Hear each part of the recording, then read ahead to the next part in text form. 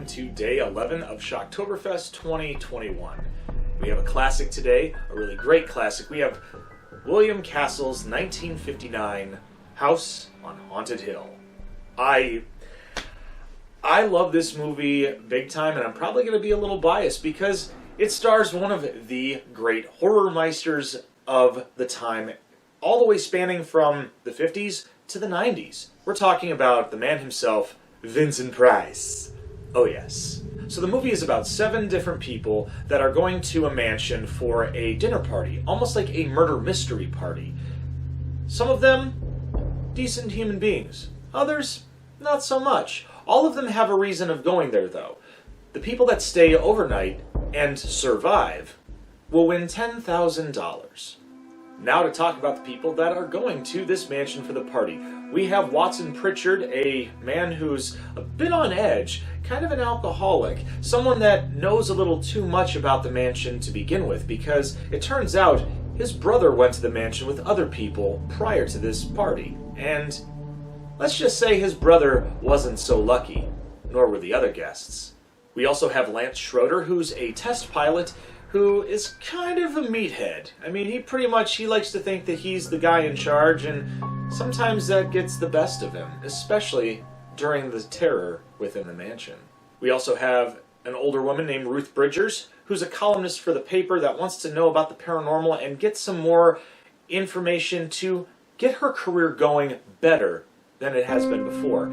She also needs the $10,000 because she definitely has a penchant for gambling, and even back then, $10,000 could definitely help. Another guest is Dr. David Trent, who is a psychiatrist who's trying to get more information for his book being published about the paranormal and the psychological schemes of the brain. He also has a really, really bad greed problem. That he just wants the money just for himself, and he just wants to get famous. Really, that's all it is. And you know what? Hey, that's his problem, not ours, right?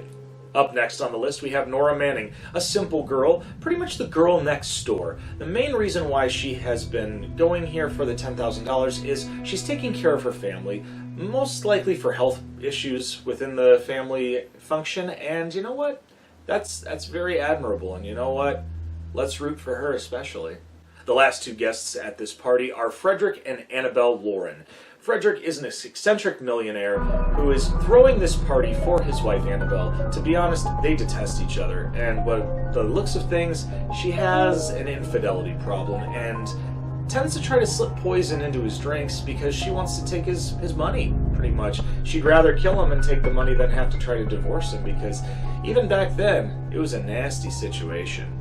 Throughout the beginning of the film, while everybody's meeting each other, Watson Pritchard is letting everybody know that there were deaths in this mansion, and a lot of them very violent and unnatural, regarding things like being dumped in a vat of acid. And I say that you watch the movie to get a little bit more in-depth detail from his psychosis in the situation. After the members of the party meet each other, Nora goes off investigating around the mansion and gets spooked by a lot of different supernatural situations. She runs into Lance and they go to investigate, so there's a little bit of a love angle there because they obviously, there's a connection, a very romantic connection. And while Nora is freaking out about everything, Frederick and Annabelle are having their arguments because Annabelle doesn't want to go to the party, but Frederick's saying, hey, you know what?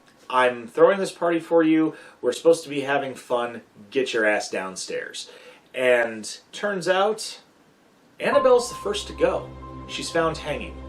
And, yeah. So, definitely a red herring. In moments like this is definitely what's thrown into, like, Alfred Hitchcock's Psycho and 1984's Nightmare on Elm Street, with the characters that you think are going to survive a little bit longer don't, and they're usually the first to go. While a lot of this terror is ensuing and people being confused on what's going on, the suggestion is that everybody stay in their rooms with pistols, so that way, if anybody leaves their room, they are the guilty party for the murder, and everybody else can be safe and win $10,000. That doesn't necessarily work, because more crazy stuff is going on in everybody's rooms, and people are getting locked into secret hallways. Nora gets freaked out by Frederick, ends up shooting him, and while that's going on, we find out the biggest twist of the movie. Dr. David Trent and Annabelle are actually having an affair, and Annabelle was faking her death the whole time. It was a dummy that was hanging from the noose, and they decide they're going to scare Nora and Frederick to the point of madness and kill them however they can possibly do it. Well, as that is going on, Dr. David Trent goes into the room with the acid vat, and Frederick is there after being shot. There's a struggle, the lights go out. Annabelle goes to see what's going on. A skeleton arises from the acid vat and chases her around, hearing Frederick's voice, and she falls into the acid vat. Frederick is still alive after being supposedly shot. Turns out he put all blanks in the guns. That was a very smart move, if I ever say so myself. The rest of the party members that survive get out of those secret tunnels, and they get out of the mansion, and possibly $10,000 richer. Frederick, however, leaves the scene, figuring out whether or not he's going to be guilty or innocent of all these crimes. Now it's time to talk about what I like and what I don't like about this film. I like this film very much because I'm a big fan of Vincent Price, and I love a lot of the stuff that he's been in. I mean, the list goes on and on. I could go on and on and on, but you know what? Hey, that's what IMDb is for, right? Anyways, the ensemble cast is great. Everybody puts in their 2 cents. There's a lot of twists and turns in this movie where you think that somebody's guilty about it, and then you find out they're a red herring. I love the suspense. And the music, I mean, the music alone by Jerry Irving and, Von Dexter, they do a very good job, as well as the composer Richard Kane. It's just ominous. I mean, even back then, if you even turn the volume down just a slight bit on your TV, I mean, because I have a flat screen, I've got a 4K flat screen in this room, and even having the volume set at about an 8 or a 9 out of like 100, that music still just blares, and it just sends shivers down your spine. I love it. There is one thing that I don't necessarily care for. One thing? And it's just one thing about the whole situation. The special effects, granted, in 1959, they're not the greatest. They're not. I mean, the fact that when you see a skeleton rising out of the acid, and obviously it's strung on a marionette string, yeah, you get that. I mean, because then later on with the twist that Frederick is still alive and he's puppeteering the skeleton, okay, I'll get that. But there's a moment where an old lady is moving through hallways and doorways, almost as if she's not walking. And there's one moment where she's just freeze-framed in a pose, and she just kind of whooshes across the screen. And it turns out, I find out later, the way how they had that work is she was pretty much on a skateboard. So I laugh about that, but I'm thinking it's just kind of hokey at best. But I mean, you know what? It served its purpose. But I mean, I look at it now and I don't even find it scary. It's just the moment that she just kind of rolls away, you just kind of want to go, whee! But anyways, moving on, it's time to grade this film. Like I said, I love this film. I'm very biased on it. I'm giving it a solid A because of the old lady on a skateboard. I mean, it's just, I have to laugh because otherwise, had I not laughed at that moment, I probably would have given it an A+. But regardless, this movie is a classic. It is awesome. I recommend anybody that hasn't seen this movie to go watch it. I mean, it is on some free streaming services.